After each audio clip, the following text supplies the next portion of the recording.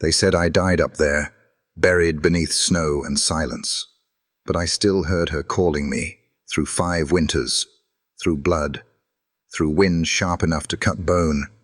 And when I found her, tied to a tree in the forest, barely breathing, she whispered just one word, my name, and I knew. I'd come back just in time. They say a dog forgets. Faces, names, places. That after enough winters, memories fade into fur and dust and the scent of rain. But I remember. I remember everything. I remember the sound of her voice, steady, clipped, full of quiet command, and something else too, something only a dog might hear. I remember the snowstorm, the blinding white silence, the way she screamed my name into the wind as the mountains swallowed us both. I remember the cold, and I remember the stillness that followed, like God himself had turned his back. That was 4 years ago. I don't know why I kept walking that morning. My old legs ached. The bones in my hips sang with every step. Most days, I didn't stray far from the tree line above Will's cabin.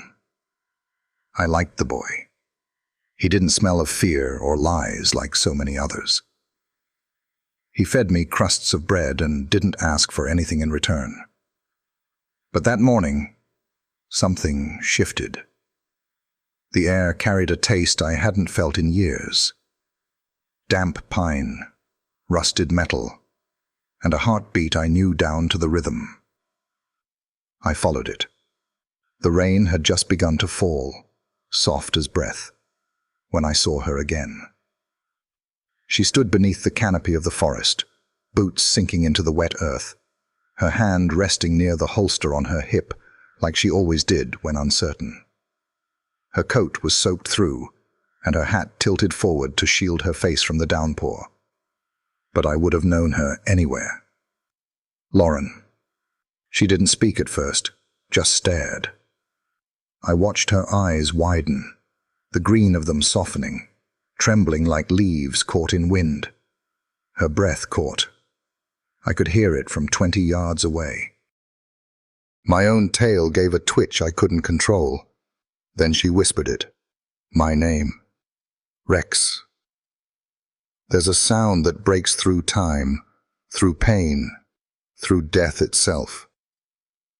That was the sound she made when she said it. I stepped forward, dragging my right hind leg the way I always had since the Flagstaff fall. Rain clung to my fur. My paws sank into the pine needles. I didn't stop until I stood just inches from her knees. She knelt into the mud like it didn't matter, arms open, eyes wide, and when I pressed my head into her chest, the years peeled away. We were back in the training yard, back in the high country, back where voices still echoed with names we'd both forgotten how to say aloud. She whispered my name again and again, not like an officer, not like a handler, but like someone praying. I stayed there as long as she'd let me, just breathing, just listening. Then I heard it, footsteps behind us. I shifted in front of her instinctively. The forest was never just quiet, but it wasn't a threat this time. It was the boy, Will, wrapped in a raincoat 3 sizes too big, a sandwich in one hand, the leash of a red wagon in the other. He blinked at Lauren. You found him, he said simply. She looked at him, stunned. You know this dog? He nodded. He's been hanging around for a while. Grandma says he's too old to be dangerous. I give him bread sometimes. Lauren's hand was still on my back, fingers curled into my wet fur. You fed him? Will nodded again. He never came close. Not till today. Lauren stood slowly, her other hand still hovering, like she might need to catch her own heart. "You've got a good heart, kid." The boy shrugged. "Grandma says animals remember kindness, even when people forget." I remember. Every base. Every night watch. Every time she wrapped me in that old wool blanket when the heater broke. She looked down at me, and I swear, I saw the wall behind her eyes crumble just a little. She said thank you to Will, and he just smiled and turned back toward the cabins, red boots squelching through the mud. We stayed there a while longer, just the two of us and the rain. Her hand on my ribs, my chest rising beneath it, steady and slow. She needed that rhythm. I could feel it in her bones. When she stood, I followed. No command, no leash, no badge between us, only memory. I climbed into the back of her cruiser with a grunt. My hips protested, but I made it. As she closed the door behind me, she looked up through the canopy. Rain still tapped her hat like fingers against glass. The sky above Fairhope didn't look angry anymore. For the first time in a long time, she smiled. And I remembered why I'd survived. They say places remember, the way a tree bends, the way fog sits low in a valley, the way an old pine floor creaks under a certain kind of boot. Fairhope County was one of those places, the kind that held on to whispers, the kind that wrapped its secrets in mist and buried them in the roots. Lauren had only been sheriff here for a year. The last guy, Sheriff Harlan, retired after 37 years, a local legend whose biggest scandal was losing his hat in the 4th of July parade. Folks didn't warm up quick to new blood, especially not a woman, especially not one from out of state. But she didn't come here to be liked. I knew that look in her eyes from long ago. It was the same one she wore after we lost Jared in Colorado. The look of someone trying to outrun guilt, but dragging it like a shadow behind her. The morning after we found each other, the rain had lifted, but the fog still lingered. She stood by the window in her office, cradling a mug of black coffee like it was a lifeline. I laid near her desk, curled on an old blanket she'd spread for me. I could still smell the chicken stew she'd slipped into my bowl the night before. I hadn't slept that well in years. She hadn't said much since bringing me back. Didn't try to explain things. Didn't ask if I remembered. I think she knew.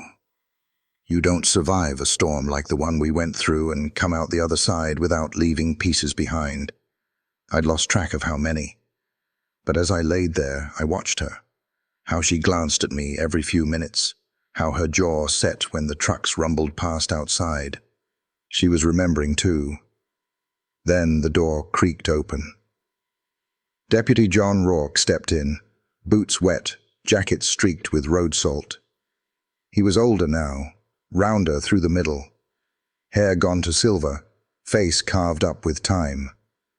But I knew him, and he knew me. He didn't say anything at first, just looked down at me like a man staring at a ghost.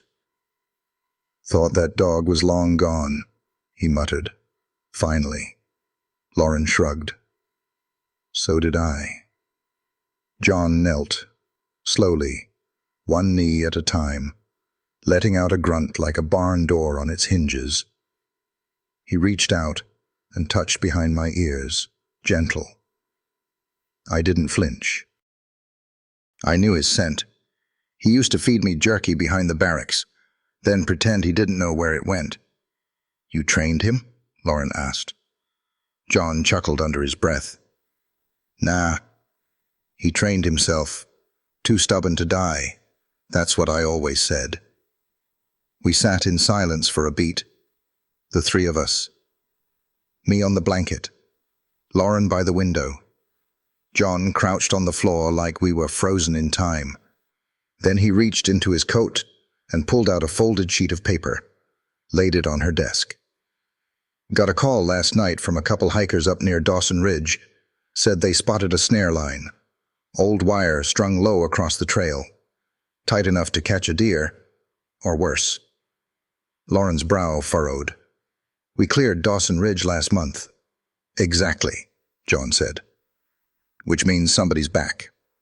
Or never left. He pointed to the map he'd drawn, where the trail forked toward an abandoned hunting shelter. We had something like this years ago.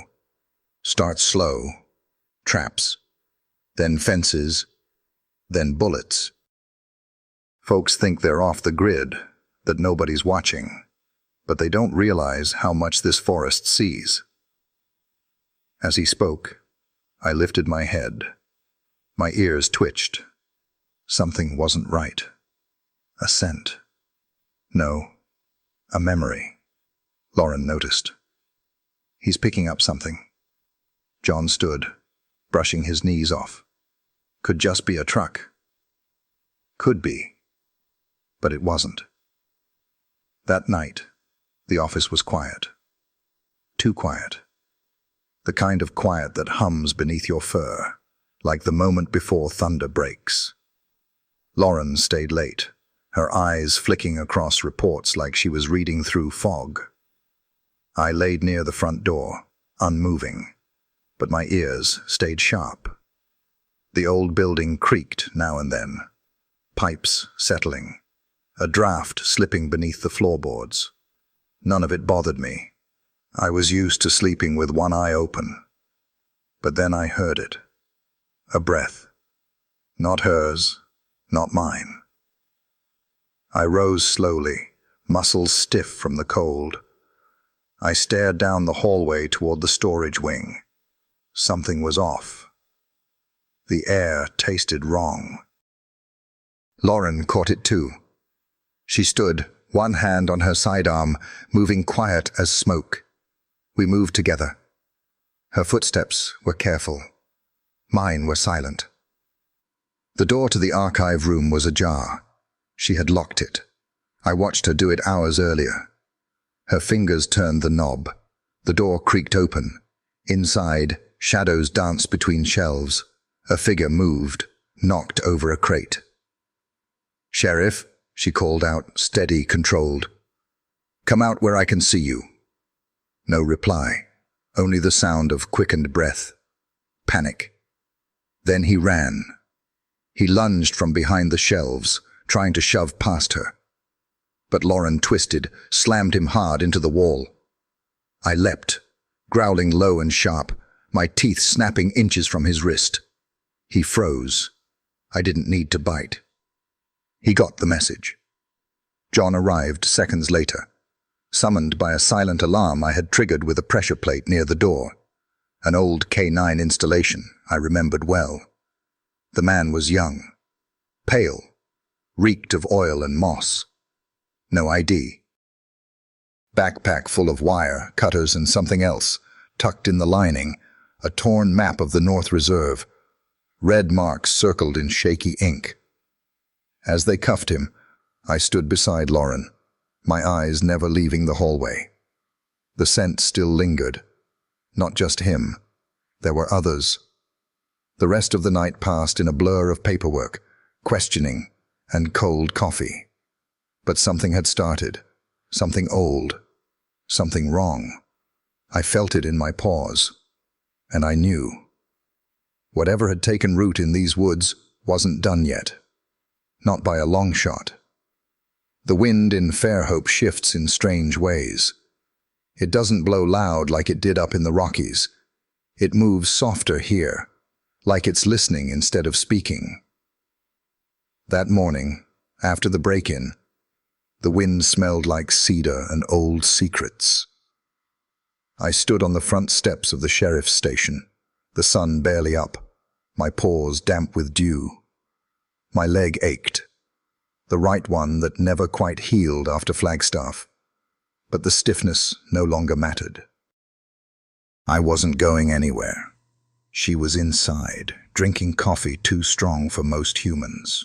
I could hear the scrape of her chair, the click of her pen against paper. Lauren always wrote when her mind got too loud. She'd done the same thing years ago, back in the barracks. Back when the snow hadn't taken Jared. Back when I still had a badge on my collar. Now I only had a scar and the memory of that cold. I turned my head toward the edge of the woods. The trees watched in their own quiet way, towering and unbothered. And just as I expected, I saw him. Will. That boy moved like the wind, always around, never loud. He wore the same oversized raincoat he'd had on the day Lauren found me. It flapped behind him like a cape. He held something in his hand, a brown paper napkin, folded tight. I sniffed the air. Peanut butter, no jelly. He came closer, stopping about 10 feet away. No words, just those wide eyes and flushed cheeks. I didn't move. We had an agreement, unspoken. He gave food. I gave company. That was enough. He crouched, setting the napkin down carefully, as if it were a gift for someone who might vanish if startled. Then he whispered, "You came back." I didn't blink. He nodded to himself like I'd said something back. "I told Grandma you weren't just a stray." The door opened behind me, and Lauren stepped out. She squinted at the morning light, then saw the boy. Her hand instinctively touched her hip, where the badge clipped to her belt glinted in the sun. "Will?" she asked gently. He stood. He usually comes by in the morning." Lauren looked at me, then back at him. "So he's been hanging around a while?" Will nodded. "Since the snow started. He never comes close, but I bring him bread. And jerky when I can sneak it." Lauren's face softened. "You ever tell anyone?" "No one listens," he said, quiet. She tilted her head, curious. "Why keep feeding him?" He looked at me again. "Because he remembers." That's what Grandma says about old dogs. They remember what matters. That line hung in the air like breath in winter. Lauren knelt beside me and ran a hand down my spine. I leaned into it, just a little. She looked up at Will. "Your grandma sounds like a smart woman." "She talks to the trees sometimes," he replied. Lauren smiled. "That's about right for this town." Will hesitated, then pulled something from his coat pocket, a piece of lined paper, edges wrinkled, a drawing done in heavy pencil. He handed it to Lauren. "It's the woods," he said. "I tried to draw where I saw the wire. The trail bends by the ridge, and there's a little creek. That's where I heard him bark the first time." Lauren looked at it carefully. I did too. For a kid who never went past the porch, he sure knew his way around. "This is good," she said. "Did your grandma help?" He shook his head. "She doesn't need a map. She just knows." Lauren folded the paper gently and tucked it into her back pocket. "Thank you, Will. This could help a lot." The boy smiled, barely, but it reached his eyes. Then he turned and walked back toward the cabins without another word. I watched him go. Back in the station, Lauren pinned the drawing on the corkboard behind her desk, next to a faded photo of the old K9 unit. My photo was there too. Younger me, straighter posture, eyes sharper, no gray on the muzzle. She stared at it for a long while. Later that afternoon, John came in again. This time, he had a file in his hand and a quiet look on his face. "Check the prints on that backpack from the intruder," he said. "No hits in the system, but the wire pattern matches a case out of Jackson County from 12 years back." Lauren leaned forward. "Illegal traps?" "Worse," he said. "Smuggling, wildlife, bear cubs, elk calves, anything that sells overseas." I stood. Something in my chest tightened. I remembered the scent from the night before, sour fear and rusted metal. "They think it's organized?" Lauren asked. John nodded. "They don't set traps that close to trail markers, unless they think no one's watching. Lauren's eyes narrowed. But we are. John looked down at me. Some of us never stopped. That night, the fog came early. It rolled in off the river, heavy and damp, settling over the station like a blanket too thick to breathe through. Lauren stayed late again, scribbling into her notepad. I rested by the door, ears twitching at every creak. I didn't sleep. Not really. I couldn't shake it, that scent, that knowing. Sometime after midnight, I heard her sigh. Not tired. Something deeper. She looked at me. You still remember, don't you? I blinked slowly. I thought I buried that life, she said. The mountains, the search teams, Jared. When she said his name, I flinched. She noticed. I still hear him sometimes, she whispered. In the wind. I stood and walked to her, pressing my head against her knee. She didn't cry. She never really did. But her hand lingered on my head longer than usual. You came back, she said. I had to, because I remember. I remember everything. The wind shifted again that night, the way it always does before something goes wrong. It came in low through the cracks in the old station walls, carrying the smell of wet wood, rust, and something sharper, something alive but wrong. You learn to smell tension after enough time on the line. It smells like metal and sweat, like something holding its breath. Lauren had stayed late again. That wasn't unusual. She said it was paperwork, but I knew better. Some things are easier to avoid when the lights stay on and the town's asleep. Her pen scratched across paper like it was trying to dig its way out of her head. I lay by the front door, my body still, but my mind pacing. The station creaked under the weight of the night. A radiator hissed. Somewhere outside, a fox yipped once and was gone. I knew every sound in that building, which is why when I heard the one that didn't belong, I was on my feet before I even thought to be. It came from the back hallway, the archive wing. That place always smelled like mildew and old ink, but now it carried something new. Footsteps, soft and unsure. Breathing, human, but trying not to be heard. I glanced at Lauren. She was mid-sentence, but when she saw me move, ears perked, shoulders tight, she stopped. What is it? She asked. I didn't answer. I just stared down the hall. She stood, slow and silent, reaching for the sidearm at her hip like she'd done it 1,000 times. She moved past me with quiet steps, hand hovering near the holster, eyes locked ahead. We crept through the station like ghosts, me leading by a step, her shadowing my pace. The hallway smelled stale and cold. The door to the archive was cracked open. She had locked it. I watched her twist the key hours earlier, heard the click. Now the latch hung loose like a mouth left ajar. She reached out and nudged the door open. Darkness pooled inside, thick and heavy. Papers rustled. A crate toppled over in the corner, spilling old case files across the floor. Sheriff, Lauren called, low but steady. Come out where I can see you. No answer. I moved in with her, nose working the air. The scent was sharp. Unwashed clothes, adrenaline, oil, fear. Then he ran. A figure lunged from the shadows, aiming to bowl past her. Lauren didn't hesitate. She shifted, grabbed the intruder by the collar, and slammed him into the metal filing cabinet with a thud that echoed down the hall. He fought, twisting, reaching for something. That's when I lunged. My jaws snapped shut an inch from his wrist. I didn't bite.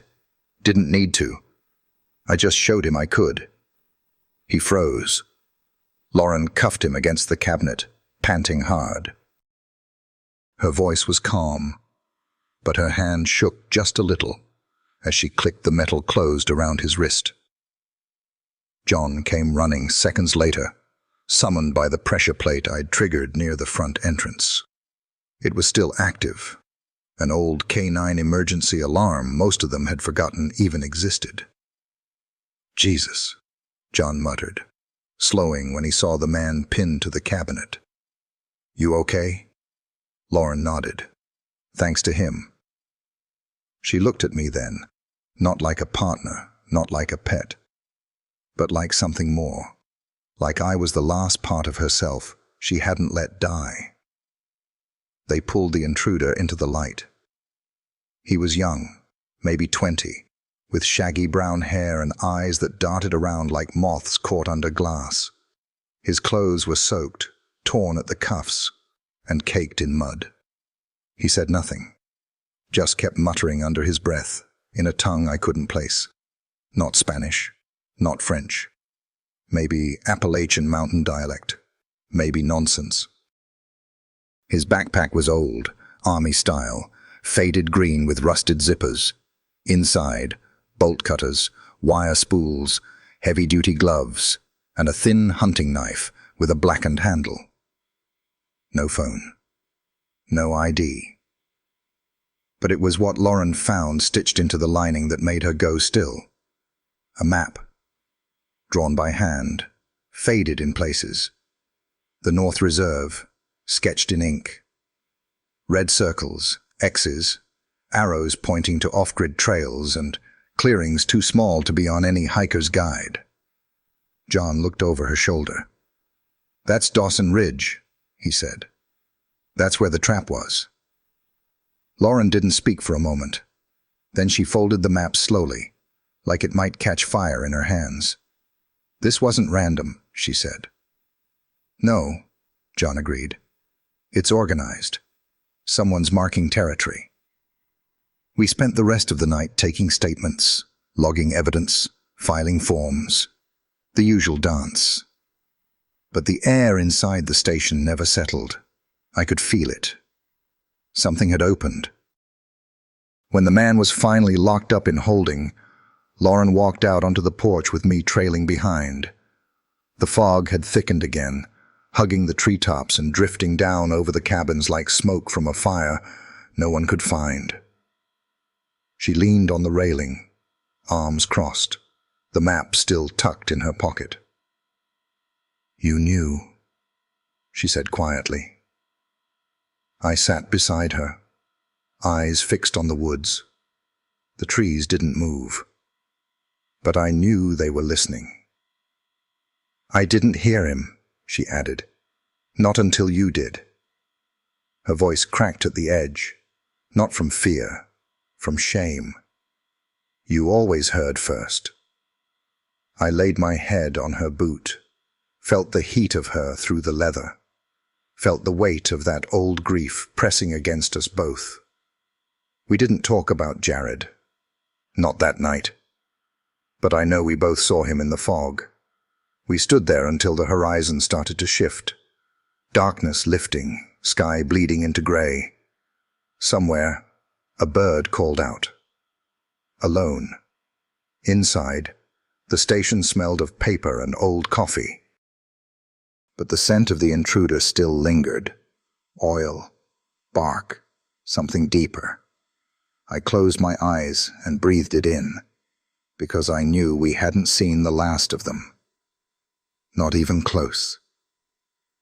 The mornings after a night like that always feel too quiet. Like the whole world's holding its breath, waiting to see if the bad thing is over, or just beginning. I felt it before she left, that something was off, that the woods weren't done with her yet.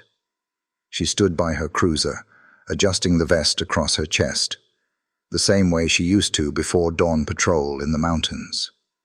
Habit. I watched from the porch of the sheriff's station, ears forward, eyes tracing every movement. Her hair was tied back tight. Her boots were already caked with dry mud from the day before. The map was still folded in her back pocket. She looked down at me. "I need to do this alone," she said, like I might argue. I didn't. I just stood there, still as stone. My back legs had been stiff since the chase through the archive hall.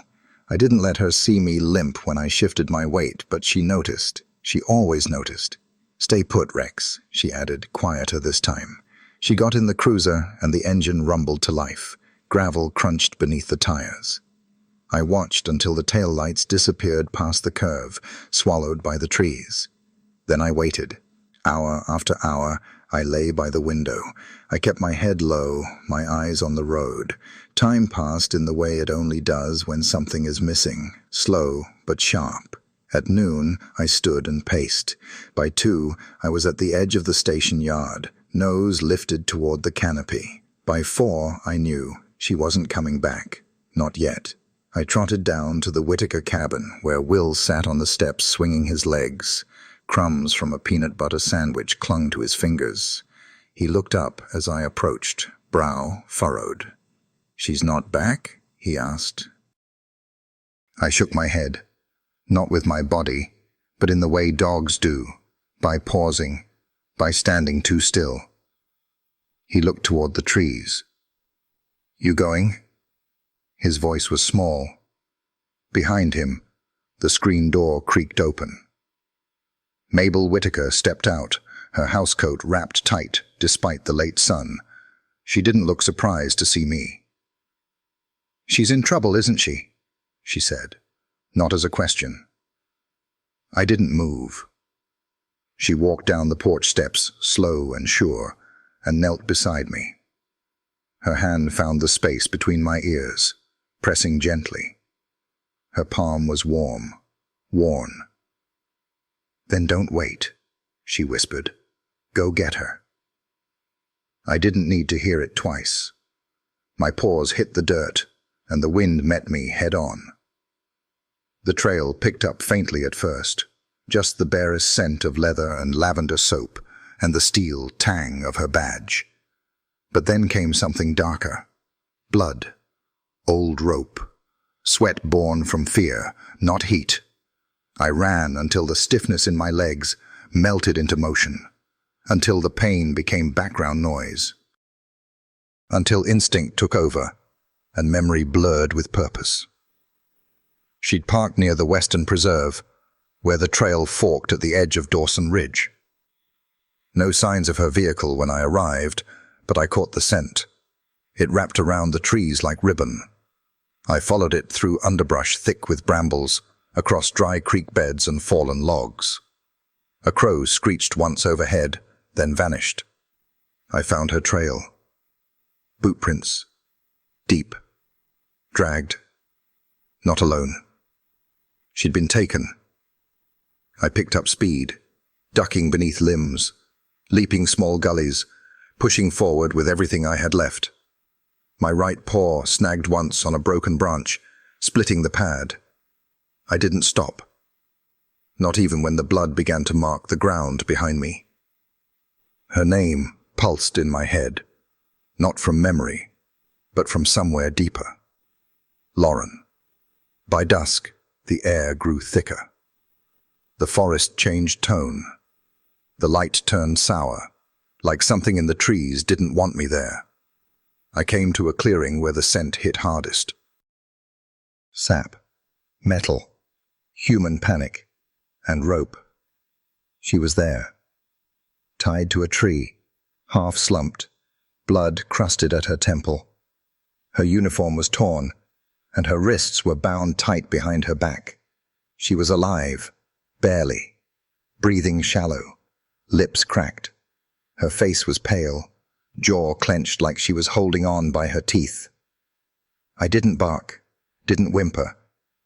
I approached slow, nose low, scanning for movement. No sign of the men. Not nearby. I sniffed her hand first, then pressed my muzzle to her knee. Her eyes fluttered open, dry, unfocused.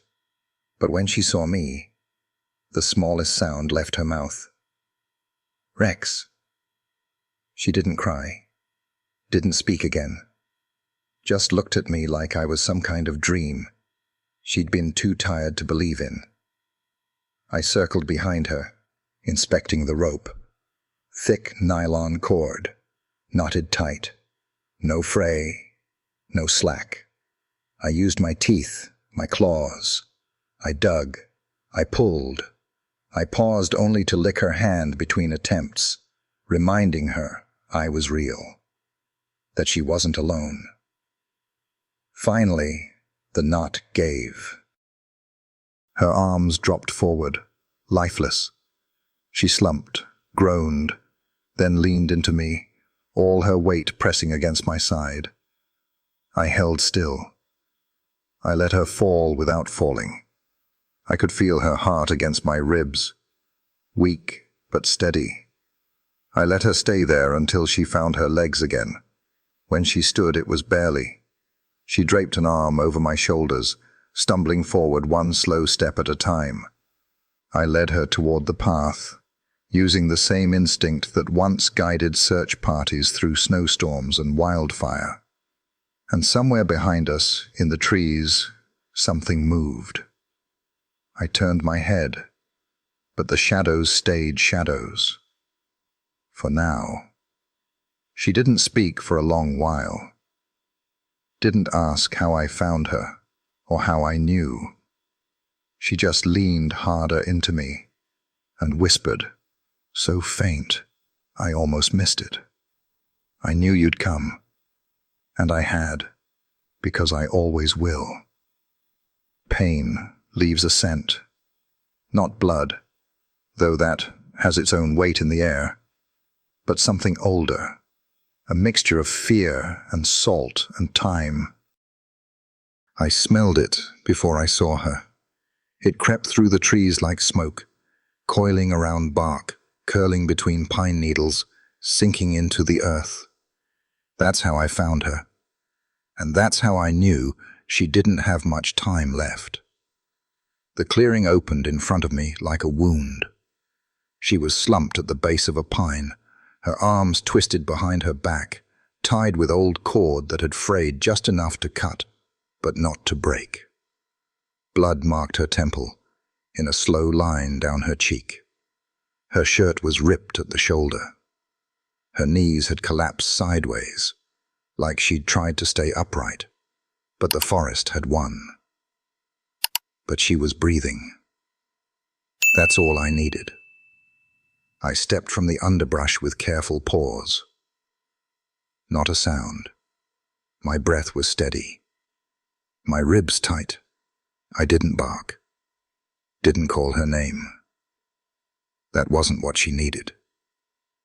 She needed to know she wasn't alone anymore. I moved close, circling her slowly. No movement from her captors. Just wind and silence, and the groan of old trees. I nudged her knee, soft. Once, twice. She stirred.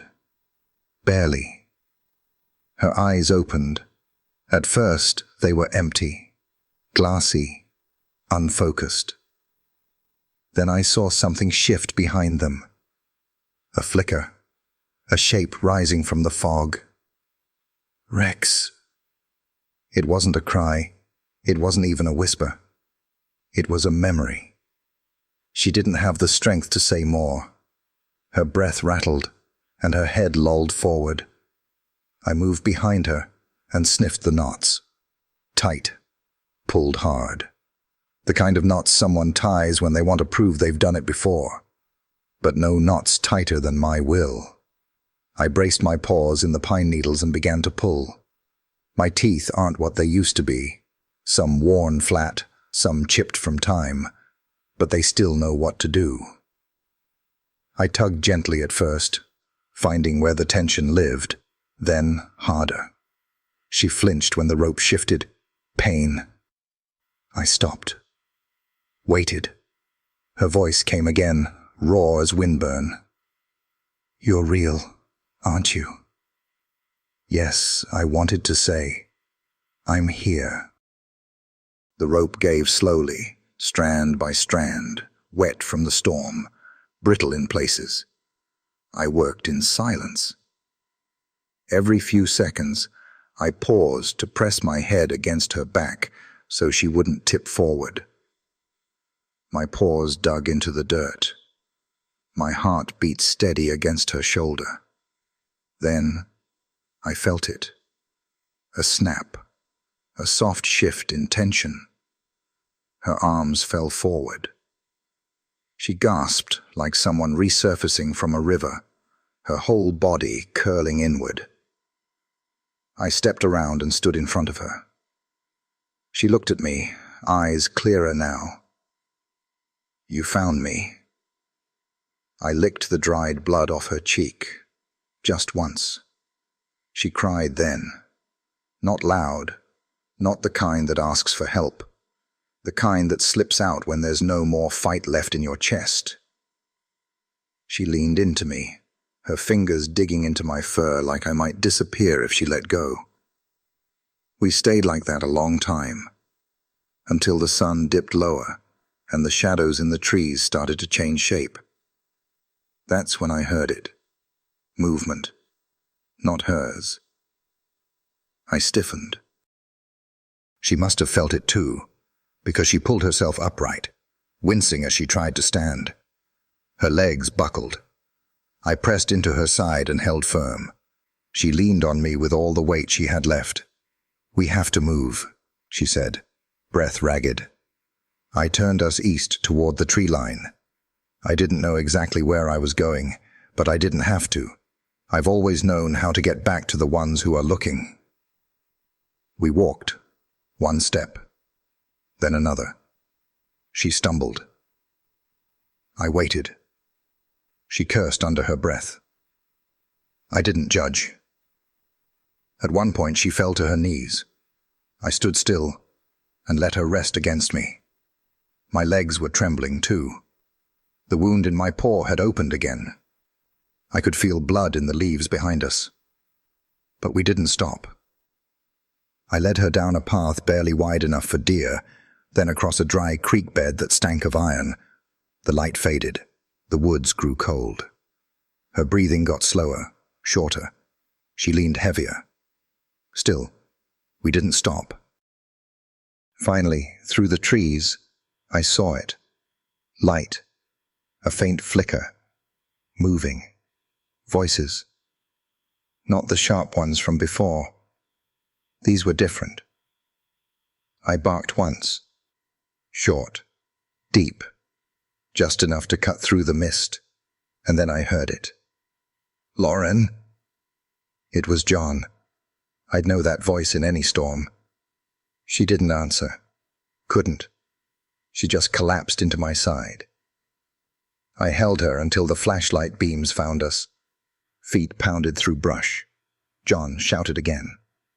Then he was there, dropping to his knees, arms catching her as she sagged into him. "I've got her," he said to someone behind him. "Pulse is weak but steady." Another voice. A woman. "Let's get her out of here. Now." I sat beside Lauren as they worked. Didn't move. Didn't blink. Just watched. When they loaded her onto the stretcher, she grabbed a handful of my fur with what little strength she had left. "Don't let him go," she whispered.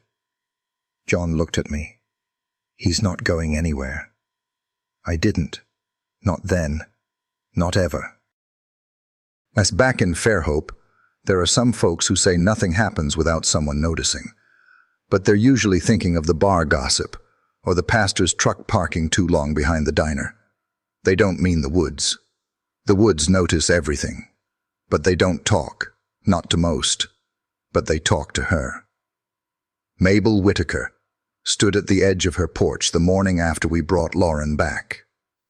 The fog was still thick, curling around the cabin like it was afraid to leave. She didn't blink when she saw me coming up the gravel path, just nodded like she'd expected me all along. "She's safe?" she asked. I nodded, or something close to it. It's hard to explain how a dog answers when the answer's too heavy for words.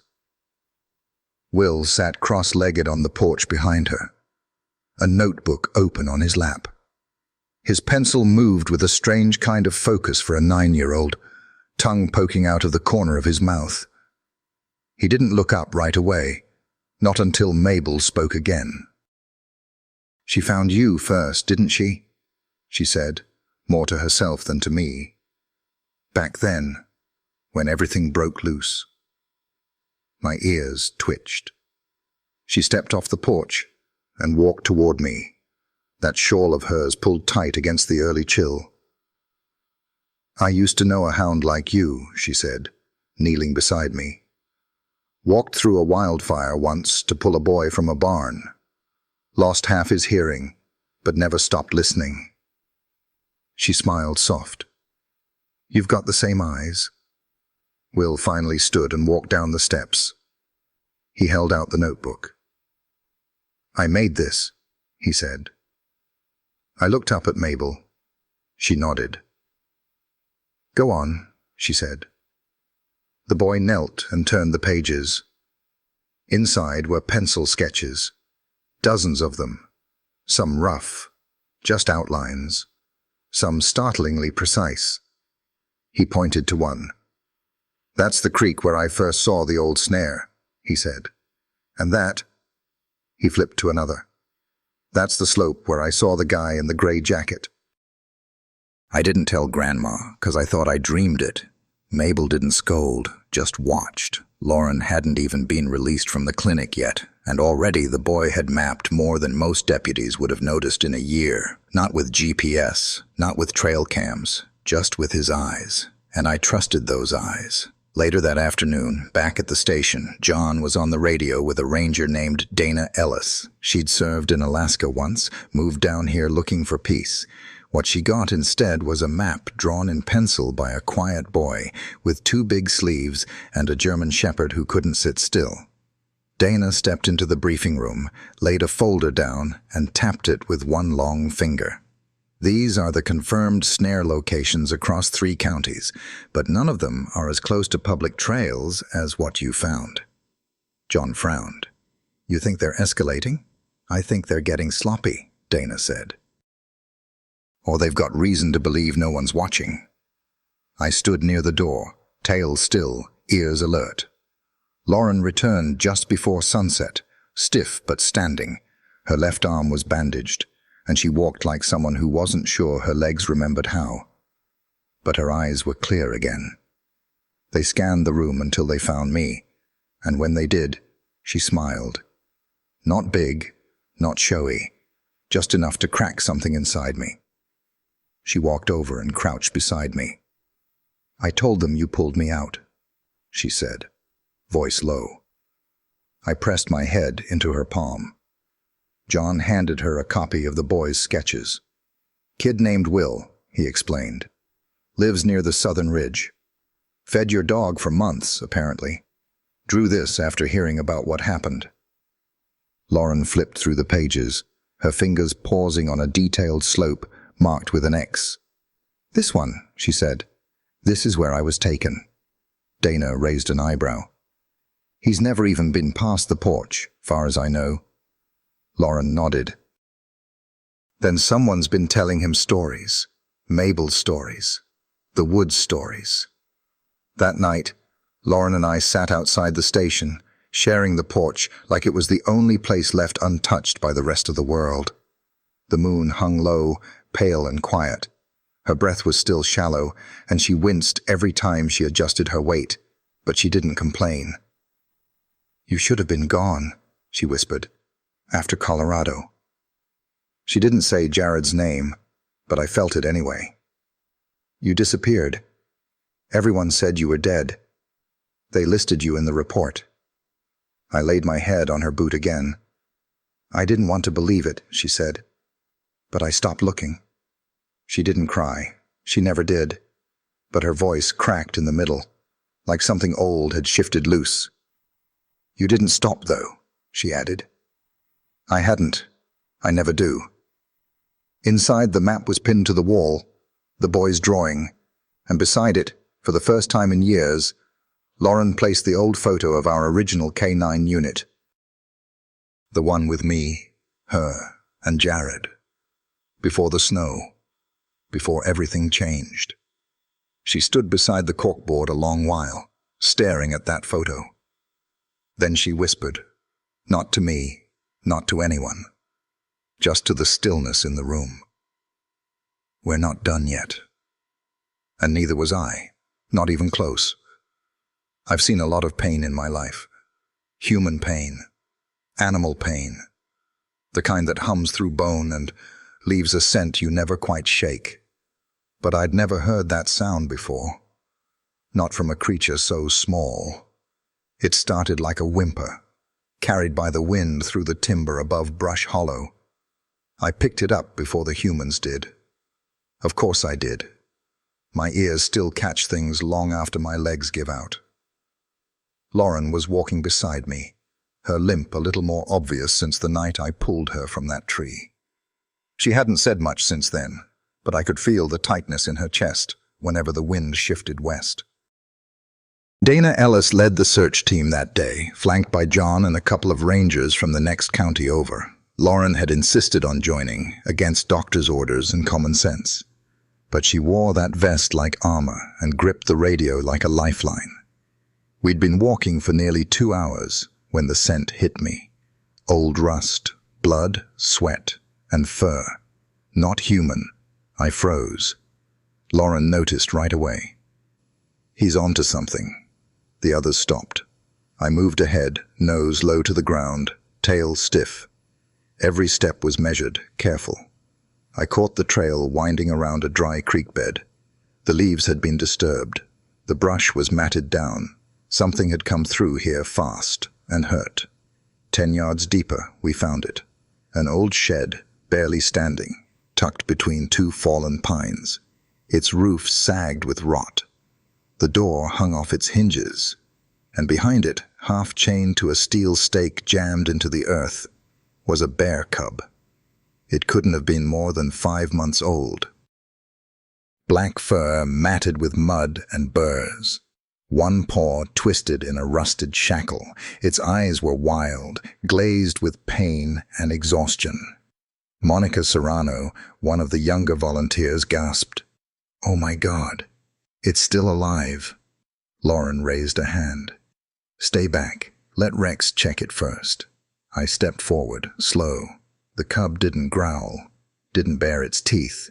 It just huffed once, the way a baby does when it's too tired to cry. I circled wide, sniffing the area. No fresh human scent. Whoever left it here hadn't come back yet. Rachel, the investigator from county, knelt beside Lauren. "That's enough to arrest whoever's running this," she said. "No question." Then came the shout. "Vehicle! Eastbound!" The radio crackled. A gray truck, no plates, tires kicking up gravel like it had been hiding behind the ridge all morning. John and Dana took off after it, boots slamming against rock and root. Lauren hesitated just a second before running. I followed without waiting. The pain in my paw flared, but I pushed through. I'd run harder for less. We moved through the trees, flanking the truck's path as it tore down a side road barely wide enough for a single axle. Lauren ducked low under branches. I stayed beside her, panting hard, blood smearing the forest floor behind me. But we kept moving. Then I smelled it. Mud, oil, sweat. The same scent from the station break-in, from the rope that bound Lauren to that pine. He was in that truck. I barked, short, sharp. Lauren turned to me. "He's been here before?" I barked again. We reached the bend just as the truck hit a barricade of fallen trees, the same ones the team had dragged down earlier to block the path. It skidded, slammed sideways. 2 men bailed out. One held a crowbar, the other a blade that glinted red in the sunlight. Not blood. Paint. Cheap intimidation. I didn't growl, didn't charge. I walked toward them, slow, sniffed the first man's boots. Same oil, same caked dirt. Same fear behind the mask of anger. Then I turned to Lauren and let out a low growl deep in my throat. She didn't hesitate. "That's him."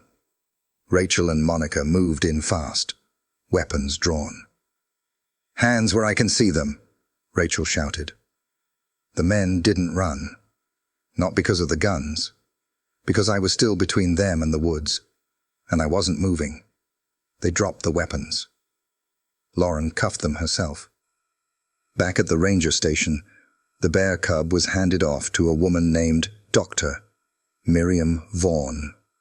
Small, quiet, hands like feathers. She murmured to the cub while cleaning its paw, her voice softer than wind through grass. "Poor baby," she whispered. "People forget they're still children." Lauren stood in the doorway, arms crossed, eyes red from exhaustion but steady. John brought her a cup of coffee. "They're booked," he said. "Trucks impounded. Looks like it was used in 3 other counties." Lauren nodded. "The cub?" Miriam looked up. "If it pulls through, we'll release it near Glacier Creek in a few weeks." I lay near the door, head on my paws, eyes half-lidded. But I listened, every word. Lauren turned to John. "I want to propose something." He raised an eyebrow. "What's that?" She looked down at me. "I want to rebuild the K-9 unit." John was quiet for a long beat. "Fairhope hasn't had one since—" "I know," she said. "But we need more than instincts. We need partners." He smiled, slow. "You thinking of applying for a new dog?" She shook her head. "No," she said. "I already have one." And for the first time in a very long while, I let my tail thump the floor. Once. Steady. Because I knew. She wasn't talking about replacing me. She was talking about remembering why I came back. There's something about mud that sticks, not just to the soles of boots, but to memory. The way it clings, dries, cracks and flakes, always leaving a trace, even when you think it's gone. I know that smell. I know that weight. The man who tied Lauren to that tree. He carried that mud like a mark on his soul. The station was quieter after the arrests. Not peaceful. No, peace had a different sound. But still, like the forest itself was taking a breath. Lauren moved slower those days, her ribs still healing, her stride cautious. But she didn't stop. She never did. That was one of the things I loved most about her. She'd taken to wearing her old field vest again. Not because she had to, but because it made her feel ready. Me? I stayed closer than ever. I slept beside her desk, followed her down every hallway, watched every hand that came too close. We weren't waiting for the next call.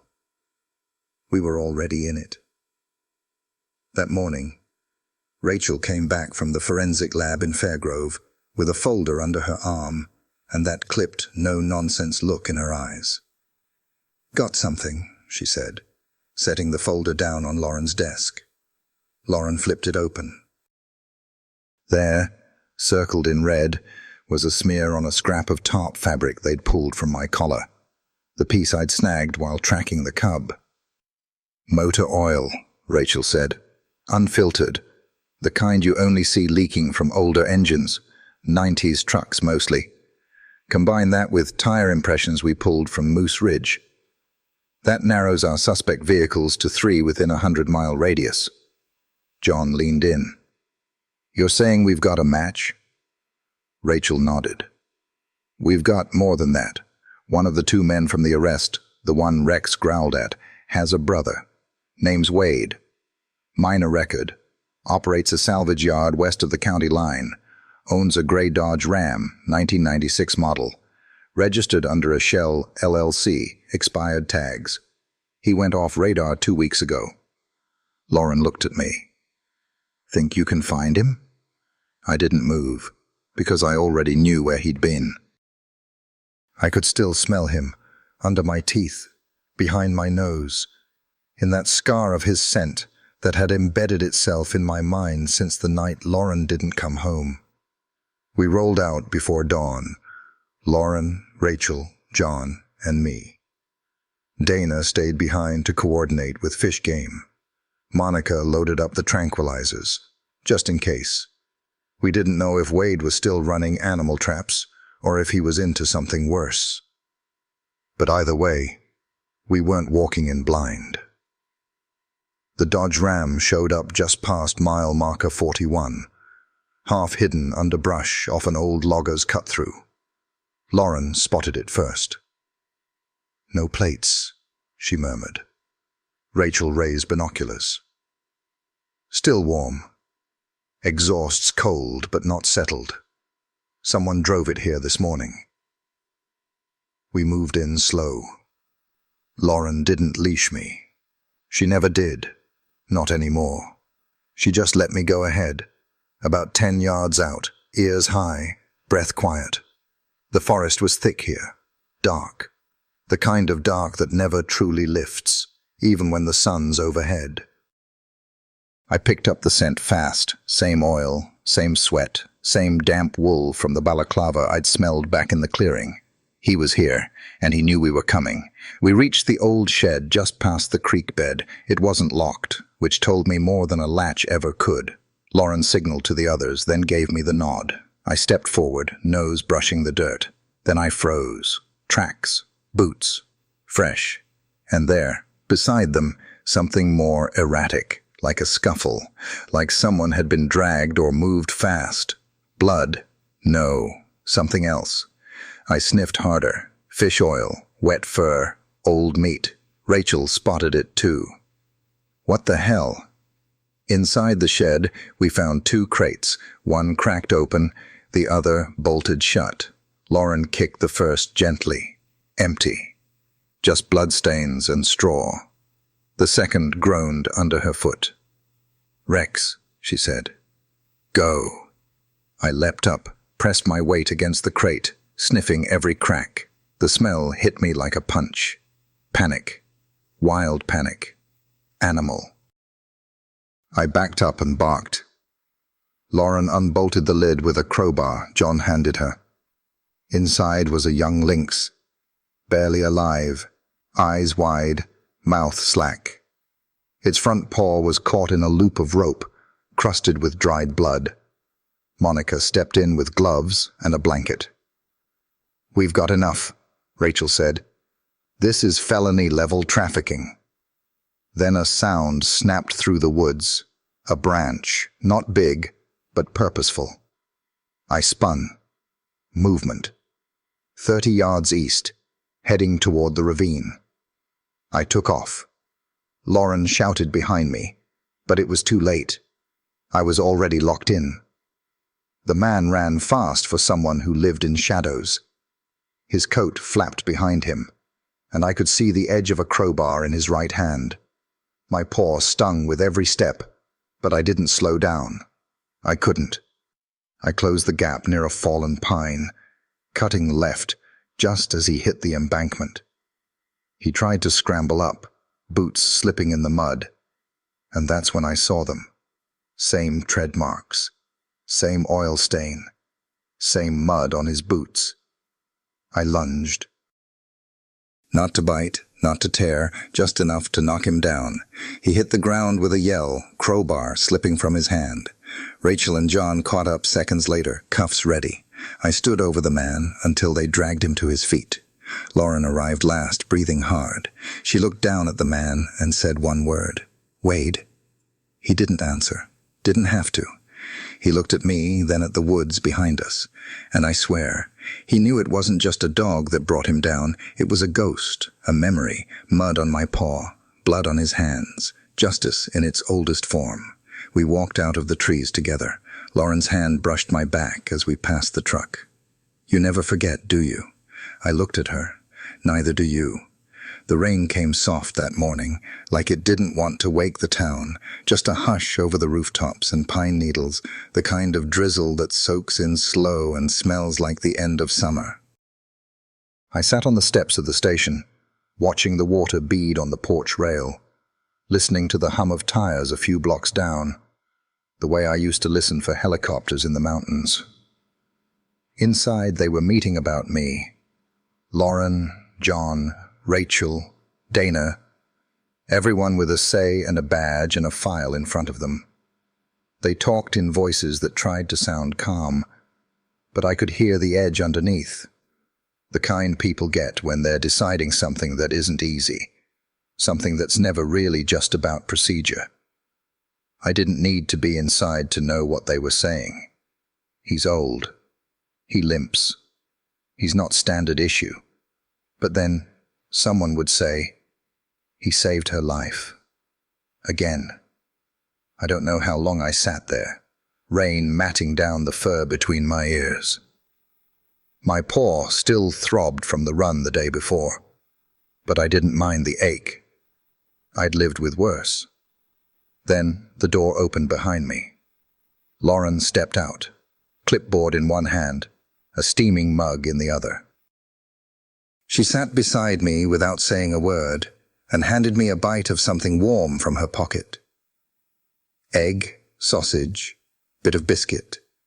Breakfast from the diner down the street. "You're officially reinstated," she said after a while. "Sort of." I looked at her. She smiled, small, tired, but real. "We're not building the unit around you. That's not fair. But we're building it because of you." She reached into her jacket and pulled out something small. Fabric, dark blue, worn in the corners. A bandana. It used to have a K9 patch stitched into it. I remembered it well. She'd kept it in her gear bag all these years. Maybe even after the avalanche, after they told her I was gone for good. I could smell the leather of the bag still clinging to it. She tied it gently around my neck. "Not a collar," she said. "Not a leash. Just a sign." A sign of what? I didn't ask, but I knew. I wore that cloth like a second skin. That afternoon, John brought over the new recruit. Young dog, maybe 2 years old, Belgian Malinois with too much energy and not enough training. Name was Duke, all limbs and teeth and bark.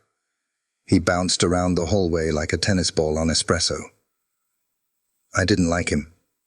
He didn't understand stillness yet, or silence, or why sometimes you wait before you enter a room just to see what kind of air it holds.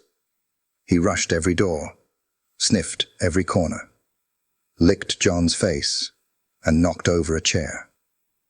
Lauren crouched beside him, laughing. "You sure about this one?" John shrugged. "He's got the drive. Just needs polish." Rachel looked at me, then at Duke. "Think Rex can handle the mentoring?"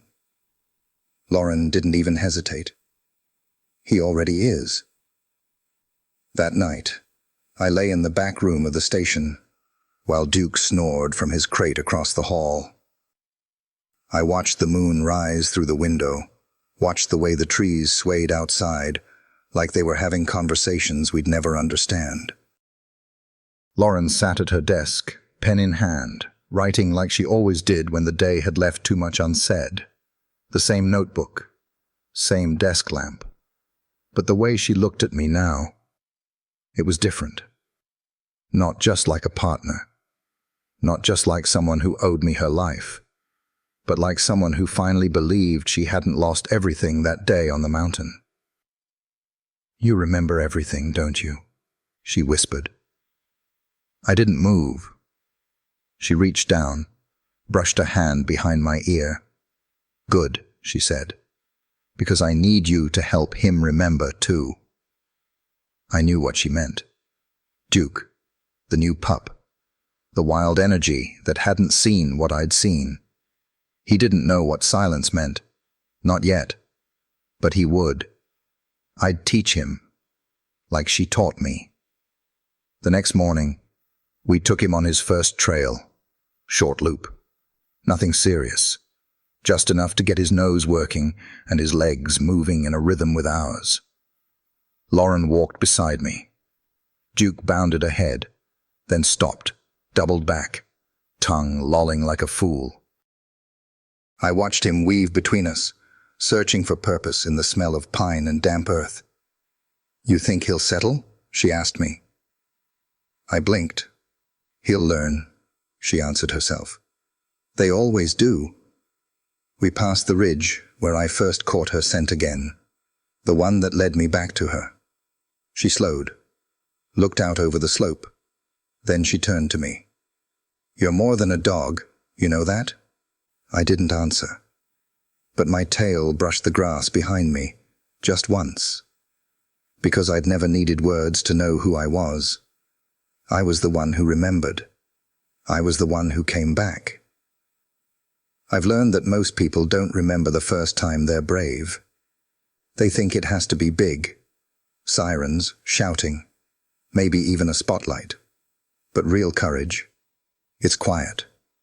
It slips in through the back door of your heart and sits down beside fear like an old friend. Sometimes it shows up in the smallest voices. Sometimes in the smallest hands. That morning, Lauren and I stood on the front steps of Fairhope Elementary.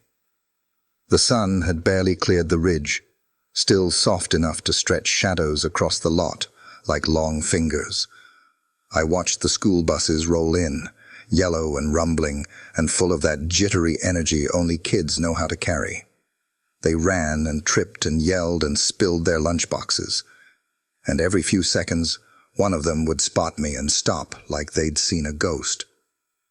Some of them they'd heard the stories. Their parents had told them, or maybe Will had. Word gets around in a town like ours. Stories live longer here than the people who tell them. Lauren knelt beside me, adjusting the navy blue bandana still tied around my neck. She smoothed it out with a practiced hand, then looked me in the eye. "You ready for your debut, partner?" I blinked once. She smiled. "Didn't think so. Me neither." Inside, the library had been cleared of desks. Beanbags formed a half circle near the front, where a wooden easel stood covered by a white sheet.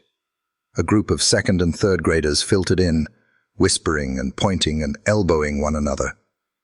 And there, in the middle, sitting cross-legged, like he belonged there all along, was Will. He wore his nicest flannel, hair combed, boots clean. He didn't fidget. He just waited. Lauren walked in first, and I followed, my nails clicking softly on the polished floor. Every head turned. A few mouths dropped open. One little girl gasped so loud it made the librarian jump. I walked straight to Will and sat beside him. He didn't reach for me, not yet. Just nodded, like we were sharing a secret no one else knew. Lauren cleared her throat, and the room settled. "Good morning," she began, voice clear but gentle. "I want to tell you a story today. A true story." She didn't need a script. She didn't need a slideshow. She had memory. She talked about the traps in the woods. About the call she answered alone, about waking up tied to a tree and hearing the sound of something moving through the forest toward her. She talked about me, but not like a hero, not even like a dog. She called me a friend. "I was trained to survive," she said, her eyes resting on the kids, one by one. "But I wasn't trained for hope. He brought that back to me." She let silence settle after that, the kind that invites breath and thought and something close to prayer. Then Will stood. He reached for the cloth over the easel and pulled it back. Underneath was a drawing, big, hand-done, and slightly crooked. A German shepherd sat beneath a stand of pine trees, ears alert, tail curled. Beside him stood a tall woman in a sheriff's uniform, one hand resting on his shoulder. Behind them, the trees stretched toward a golden sky. At the bottom, in blocky handwriting, were 5 words. Kindness echoes louder than fear. No one clapped at first. Just stillness. Then, soft, the librarian brought her hands together. A few kids followed, then more, until the room was full of applause so gentle it sounded like rain on a tin roof. Lauren leaned down and whispered to me, "Looks like you're famous now." I pressed my head into her leg. Later that evening, back at the station, Lauren framed the drawing and placed it on the wall behind her desk, right next to the old K9 unit photo and the county service medal she never talked about. John stopped by just before closing. "Didn't think you'd go public with all this," he said, nodding at the framed piece. Lauren didn't look away from it. "It's not about me." He crossed his arms. "No, it's about the dog." I didn't raise my head from the blanket, but I heard the smile in his voice. John stepped closer, crouched beside me, and scratched under my chin like he used to. "You've come a long way from that avalanche, old boy." Lauren turned back to her desk, shuffling through a few papers. "Funny thing about avalanches," she said. "You think they bury everything, but sometimes the most important things dig their way back out." John stood, hand on his lower back like always. "Well, if you ever need help training the next generation of heroes, I know a guy with a few pups that could use a mentor." She glanced at me. "He's already started." That night, I lay beside her desk while she wrote in that worn leather notebook of hers. I could hear the pen sliding across the page. Not fast, not hurried, just steady, like breath. Outside, the wind moved through the trees, in that way it does when it's carrying messages. Quiet ones. Ones you only hear if you're still enough. And in that stillness, I knew something I hadn't known in a long time. I hadn't just come back to find her. I'd come back to remind her of who she was, and that she wasn't alone. Not anymore. The last days of fall come quiet in Fairhope. The air thins, the sun softens, and the forest takes on that silver hush, like it's holding something sacred under its breath. That's when I like to sit by the window in Lauren's little timber-framed house, just above the edge of town, and listen. Some dogs bark at squirrels or passing trucks. I never cared for noise, never had time for it. What I waited for, what I still wait for, is the wind. It carries stories, old ones, new ones, and sometimes ones that haven't ended yet. It's been a few weeks since the arrest, since the lynx cub got transferred to the Wildlife Rehab Center, since the press conference where Lauren stood in front of half the county and told them what happened. She didn't cry. She didn't raise her voice. She just told the truth the way only someone who survived it could. Now she writes more, not reports, not incident logs, real writing. Pen to paper in that leather-bound journal she started back when I was nothing more than a silhouette at the edge of her memory. I lay at her feet while she does it. My chest rises in rhythm with her words. Sometimes she reads aloud without meaning to. Sometimes she just sighs and keeps going. Last night, she read something I didn't expect. "We are never truly lost," she said quietly, "if someone is still looking." I shifted at her feet, and she reached down without looking, scratched behind my ear the way she used to back at base camp in Gunnison. The place with the tin roofs, and the smell of diesel and wool and freezing rain, where I first learned what her voice sounded like in the dark. "I think you always were looking," she said. "Maybe I was. Maybe I never stopped." This morning, She clipped my new badge onto the loop of my vest. It's not shiny. It doesn't need to be. Just a small patch stitched with her initials, a pine tree, and the word guide. Not search, not rescue. Guide. I didn't ask for it. I never had to. We walked together through town. No real destination. Just stretching our legs and letting the chill bite through our coats. A few folks waved. A couple of kids pointed. One old man outside the barber shop raised his thermos and called out, "That the hero dog?" Lauren didn't answer, just smiled and kept walking. She doesn't like the word hero. Neither do I. Back home, she made oatmeal like always. I waited until she finished the last spoonful before settling beside the fire. The embers crackled low. I could hear chickadees tapping at the feeder outside. She picked up the journal again. "Do you think they'll remember?" she asked. I raised my head. Not just the story, the reason behind it. She looked at me, eyes soft, not tired, just older. In the way people get when they finally put down a burden they didn't know they were carrying. I stood, limped over, and placed my paw on the edge of the desk. She didn't flinch at the weight of me. She never did. Then came a knock at the door. Will. Backpack slung crooked over one shoulder, mud on his jeans, drawing paper sticking out of his coat pocket. "I came to walk Rex," he said. Lauren stepped aside and let him in. He knelt beside me, reached out with the care of someone who's learned how to earn trust, not take it. I pressed my nose to his hand. "Hey, old boy," he whispered. "I've got something to show you." He pulled out a folded sheet and held it up. Another drawing. This one was simpler. Just two figures. Me, standing at the edge of a trail, head turned back toward a forest drawn in crooked trees and messy shadows. And her, Lauren, halfway down the path, one hand on her chest, the other reaching forward.